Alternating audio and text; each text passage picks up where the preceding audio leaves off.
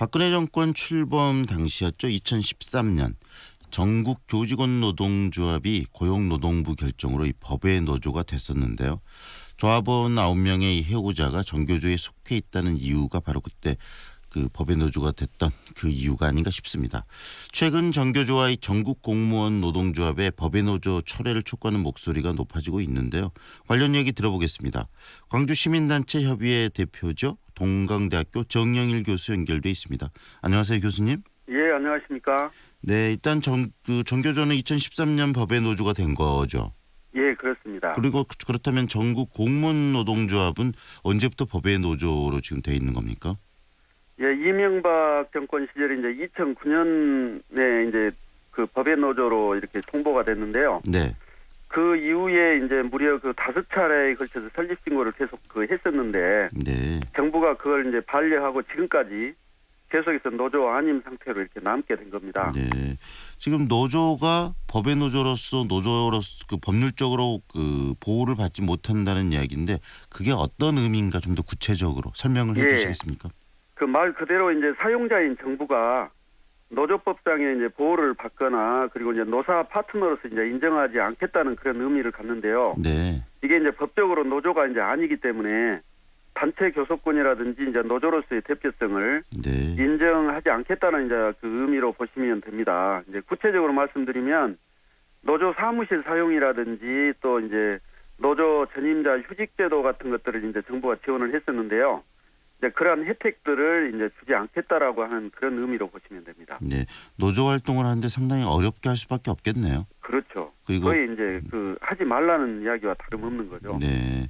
일단 정교조부터 이야기를 좀 나눴으면 좋겠는데 정교조는 끊임없이 법의 노조에 대한 정부 처분을 취소되려면서 지금 행정 소송들을 하고 있는 걸로 알고 있는데요. 근데 1심, 2심 모두 패한 것으로 저는 들었는데 그 패한 이유는 어디에 있는 겁니까? 예, 이제 그 법리상으로는 이제 헌법재판소가 이 해고자 조합원 자격 그 불인정을 규정한 교원노조법 그 2조를 이제 그 근거로 들고 있습니다. 네. 이제 그 2조에는 이제 그 노조는 이제 조합원 자격 자체가 현재 이제 현직에 있는 그 교사로 이렇게 이제 네네. 제한을 되고 있는데 네. 그 규정을 지켜야 된다. 그것을 합헌으로 이렇게 판결을 했기 때문에 이제 이것은 노조가 아니다라고 하는 이제 그 1심, 2심의 이제 결과고요. 네. 이제 실질적으로는 아시다시피 이제 민주주의 정권이라고 하는 이제 국민의 정부 탄생부터 시작해서 네. 이 정권 교체가 이 정교조가 가르친 1세대라고 하는 이제 세대가 이제 성장하면서 네. 이제 정권 교체에 이제 큰 영향을 주었다고 이렇게 이제 보고 있는 것 같고요. 네. 거기에 이제 정교조의 이제 색깔론을 더 씌워가지고 이제 아시다시피 이제 좌파로 이렇게 매도를 하면서 이 보수 기득권의 정권 재창출을 위해서 이제 가장 큰 걸림돌이 이 정교조라고 보기 때문에 그런 것 같습니다. 네. 그렇다면은 이 공무원 노조가 법의 노조인 이유는 어디에 있습니까? 똑같은 사실은 이유입니다. 그 공무원 노조도 이제 해고자를 조합원으로 지금 그 두고 있다라는 그 제도 때문에 노조로 인정할 수 없다라고 하는 그런 그 정부의 이제 몽리라고 저는 그렇게 네. 보고 있습니다. 지금 이 두 단체에 대해서 누가 지금 갖고 있는 견해 자체가 지금 몽리다는 말씀이신데요. 그렇습니다. 그렇다면은 어떤 부분에서 이 두 단체가 다시 법의 노조가 아닌 정상적인 법 보호를 받는 노조가 돼야 된다고 생각하십니까? 지금 현재 이제 그 우리가 설령 이제 교원노조법 2조에는 이제 교원만 이제 노동조합이 조합원이 될 수 있다고 이렇게 돼 있는데요. 네.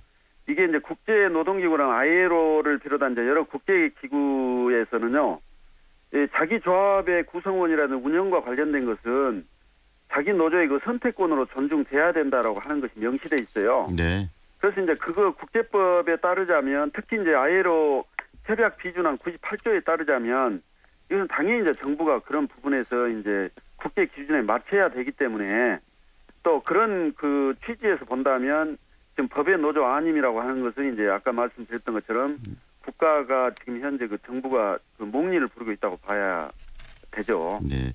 그 말씀을 하셨던 것처럼 현실적으로 이 법에 좀 그 미비로 이해를 좀 할 부분이 있을까요? 그렇죠. 그럼 법에 대한 개정이 필요할 수도 있겠네요. 그렇죠. 당연히 이제 그 개정이 돼야죠. 왜냐하면 이게 지금 이제 소위 말해서 이제 국제 기준에 이제 모든 것들이 지금 현재는 이제 그 맞춰가는 그런 트렌드지 않습니까? 네.